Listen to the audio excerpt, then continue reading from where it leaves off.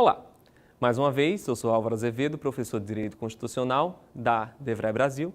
Ensino aqui na Faculdade Boa Viagem e vamos continuar com as nossas aulas e o nosso estudo de controle da constitucionalidade. Bem, uma vez que a gente já resolveu os problemas iniciais, uma vez que a gente já construiu o sistema de controle de constitucionalidade no Brasil, apresentando quais são os elementos, enfim, passamos agora para as inconstitucionalidades. Então, antes de adentrar exatamente no sistema de controle difuso, concentrado, como eles funcionam no Brasil, vamos falar das inconstitucionalidades.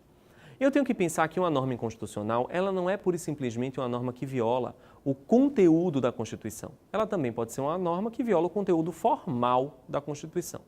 Assim o sendo, eu tenho que fazer uma classificação das inconstitucionalidades para que fique mais simples a nossa compreensão sobre essa matéria. Começando pela ideia das inconstitucionalidades por ação e omissão, entenderemos que as inconstitucionalidades pela via da ação são aquelas que ocorrem quando o ato praticado está em desacordo com a Constituição. Em contrapartida, as inconstitucionalidades por via de omissão são aqueles descumprimentos de determinações específicas constitucionais, ou seja, a Constituição determina que algo deve ser feito e há uma omissão. Então, nesses dois tipos, eu vejo construções bastante distintas.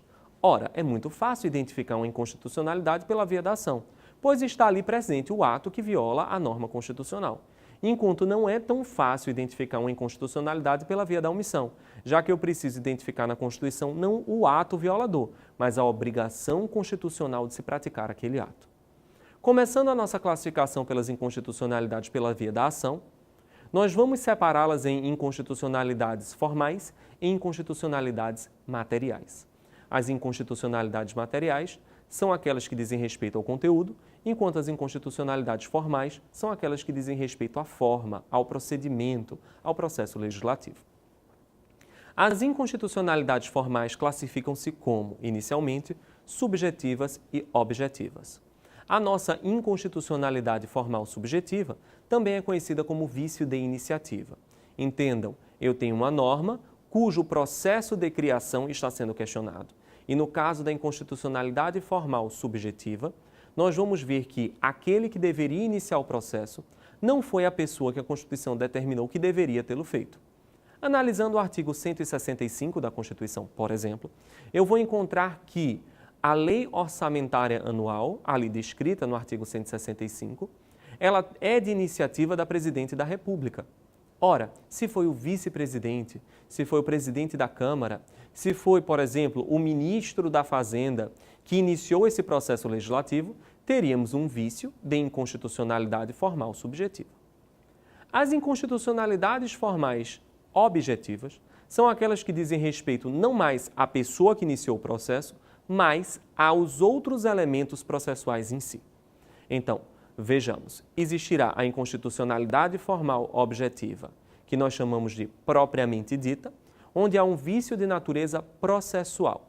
Significa dizer que uma casa não encaminhou para outra uma modificação, que uma lei deveria ter sido aprovada por uma maioria absoluta e foi aprovada por uma maioria relativa. Significa dizer que determinado conteúdo não passou por uma comissão específica que a comissão estabelece que é necessária. Enfim, essa seria a inconstitucionalidade formal objetiva propriamente dita. É aquela do rito mesmo. É aquela que eu entendo, quando se fala em inconstitucionalidade do procedimento, como o meu primeiro exemplo.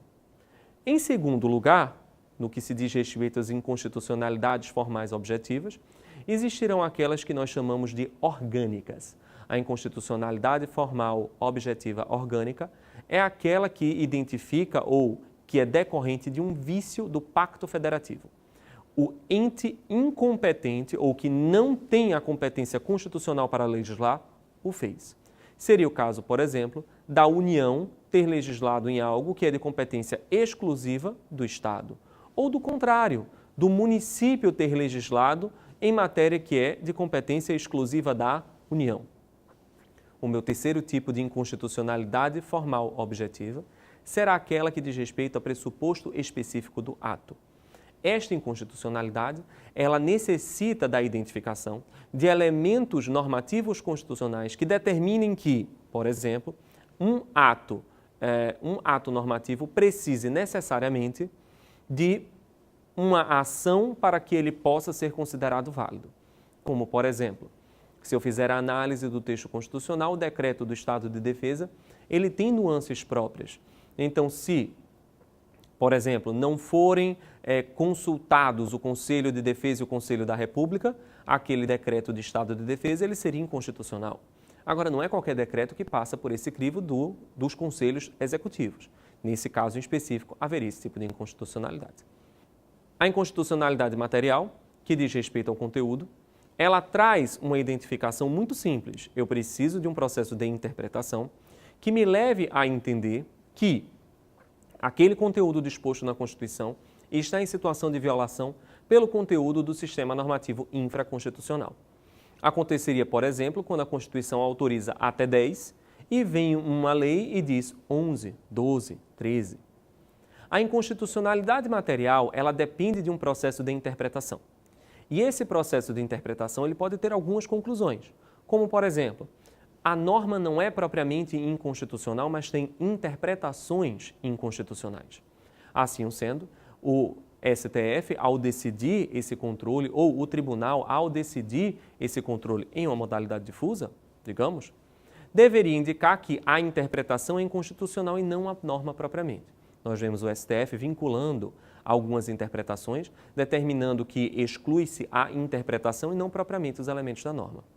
A inconstitucionalidade material, ela também pode trazer a ideia de ser um conteúdo que, central ou secundário, viola a Constituição, o que faz com que se tenha a redução ou até a exclusão daquele texto. Além das inconstitucionalidades por ação, ainda também existem as inconstitucionalidades por meio da omissão. No caso das inconstitucionalidades por meio da omissão, o nosso grande problema é identificar quando existe a omissão inconstitucional. Porque o fato da Constituição ter delegado uma competência, ou ter determinado que determinado poder público, ou que alguém deve fazer alguma coisa, ou pode fazer alguma coisa, que, além disso, eu preciso identificar a obrigação de fato. Então, digamos, quando eu pego o artigo 7º da Constituição e encontro a determinação do aviso prévio proporcional, eu verifico que ali existe a necessidade de um ato legislativo que irá determinar que aquela proporção ao tempo trabalhado deve ser feito de acordo com um cálculo incluído em uma lei, que também é o caso da greve dos servidores públicos, onde a norma constitucional determina que aquilo ali é fruto, ou que aquele direito ali, será exercido por meio de uma lei específica. Nesses casos aí, eu identifiquei a obrigação constitucional de legislar.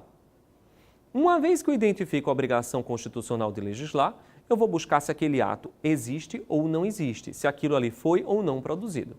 Não havendo a produção do ato, significa dizer que eu tenho uma inconstitucionalidade pelo meio da omissão. As inconstitucionalidades por omissão podem ser, a princípio, totais ou parciais.